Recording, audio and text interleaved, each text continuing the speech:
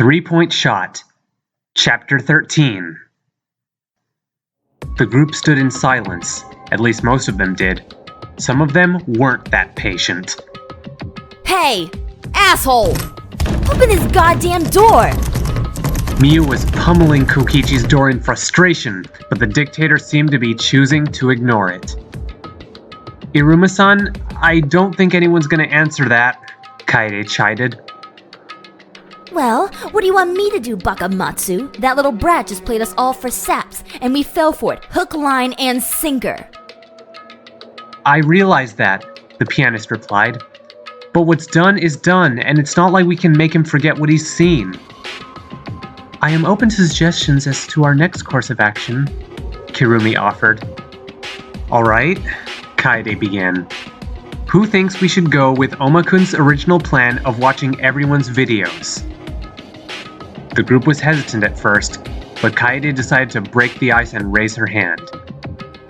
What are you saying? Kibo exclaimed. That is precisely what Oma-kun was aiming for with this course of action.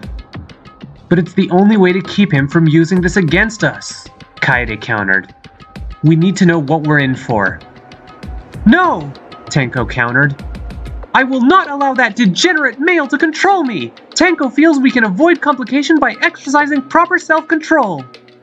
The Aikido practitioner marched to the box and acquired her video. Tenko will be happy to share if everyone else agrees. However, she must advise that is the wrong course of action. Tenko's right. Himiko agreed. Keeping yourself under control is the best thing to do. Hey! Yubeno-san called Tenko by her first name! Tenko cheered. She then realized she was in mixed company and reined herself back in. Sorry. God told Angie that watching the videos is a no-no, so Angie doesn't think we should, the artist proclaimed. I would prefer if my privacy could be kept, Korikyo requested. Gonta agree with Angie, the entomologist added. It became clear that no one was willing to share their videos with one another. Kaede took a breath and continued. Alright, so for now, we take our videos back, and we'll figure out what to do about Oma-kun in the morning. The group agreed to this, and each made their way back to their rooms after retrieving their videos. Kaede looked down at her Monocub pad and considered what to do now. Training with Shuichi and Kaito came first, but maybe that was the answer. Kokichi lounged about in his bed and chuckled. He had no way of knowing what the others were saying or doing right now, but he could guess. The chaos and paranoia that would be caused by what he'd done was sure to make things interesting. Tragically, for his own safety, he had to miss the bulk of it. A short knock on his door broke his lazy stupor. He looked to his watch. She must have gotten back earlier than I thought she would. He stood up from his bed and tried to bring himself as much composure as he could. What was coming would not be pleasant, and one wrong move would cost him everything. But if he played his cards right, everything would fall into place. He opened the door just a crack, and saw that it was, indeed, whom he expected. Harukawa-chan, good to see you! The caretaker's eyes were cold and lifeless as she forced her arm through the gap in the door. Kokichi stepped back instinctively, giving her the room to open the door, make her way in, and close it behind her. Can I help you somehow? Maki again said nothing. Action spoke louder than words after all. She made her point very clear as she grabbed Kokichi by the throat and began to squeeze. Kokichi gasped for breath, desperately struggling. But rather than trying to escape, he fidgeted with his belt buckle. This bizarre course of action was enough to distract Maki from her rage. Why are you loosening your belt? She asked. Kokichi gave an evil smirk as he responded, Because you're choking me. It makes it too tight. She dropped him to the ground in disgust. The boy took deep breaths, trying to regain his strength. You saw my video. What did you find out? Maki's tone was flat, all business. Nothing that unusual. I mean, it was written all over your face from the beginning, Kokichi taunted. But if you must know...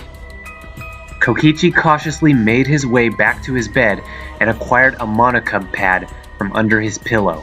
He pressed play. As the screen flared to life, Maki's face appeared as opposed to his own. To my future self, I don't know why this even needs to happen. I shouldn't have to tell you what to do. You're the ultimate assassin. This isn't hard. The message was notably short, but very much to the point. There was no doubt now that Kokichi knew about Maki's hidden talent. Kokichi took control of the conversation once more. So, ultimate caretaker. Sure, I bet you take real good care of people. In fact, if I ever need someone taken care of... I'll be sure to give you a call. If you know who I am, you should be a bit more concerned about your situation. Maki warned. Oh, my dear ultimate assassin. Kokichi chided as he put the pad back in its hiding spot. I'm the one who holds the cards right now. Do you really think you can get through a class trial when you don't have an alibi for 3 days straight? Maki narrowed her gaze. What do you want? Kokichi brushed off this question. Nothing yet, but I'll be sure to keep you posted. Maki turned away and gave one last question. My video? I'm holding on to that one, yes. Then the one you put my name on instead. Call it a gift. Kokichi gave a sickly sweet smile. I'm sure you know what needs to be done. Maki said nothing as she left the room. Kokichi brought his hands together in wicked triumph. She's mine now. Shuichi and Kaito waited patiently in the nearby grass. The stars above glimmered with a silvery light. However, the two were looking downward at the moment, uncaring of the cosmos above. We sure about this, Shuichi? Kaito asked.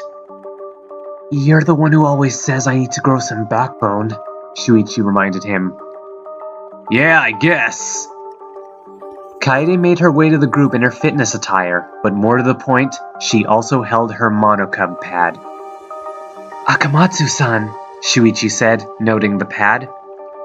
I know, she replied softly.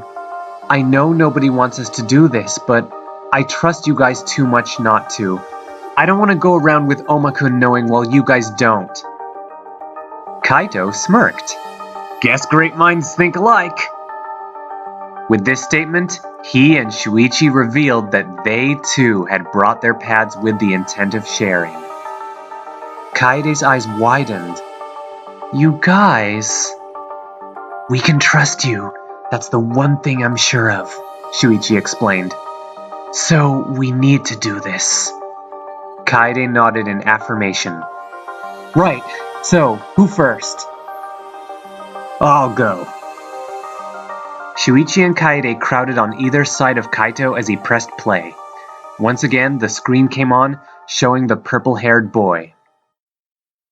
Yo! Hard to believe I'm talking to future me. Crazy, right?